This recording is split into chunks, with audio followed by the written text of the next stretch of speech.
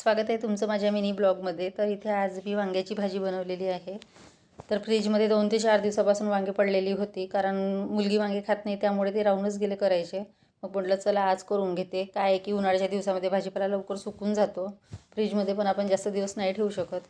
त्यानंतर इथे मी 3 वांगे घेतले, 1 बटाटा घेतला, छान चिरून घेतले, बारीक कट केले। त्यानंतर इथे तेल घेतलं, थोडं जिरं, मोहरी, कांदा आणि हळद, धने पावडर, तिखट, चवीनुसार मीठ। यामध्ये मी आलं लसूण पेस्ट कुठचीच वापरलेली नाही आहे किंवा मसाला पण वापरलेला नाही, अगदी साधी आणि सिंपल केलेली आहे। त्यानंतर तिथे टोमॅटो, कोथिंबीर, वांगे, बटाटे छान असे मिक्स करून घेतले।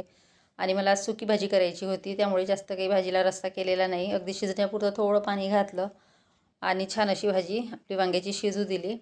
तर अशा पद्धतीने मी भाजी बनवलेली आहे आज। सुकी भाजी पण छान लागते। तर बघू शकता वांग्याची भाजी केलेली आहे, त्यासोबत भाकरी, आवळ्याचं लोणचं आणि भाजी। Bye bye.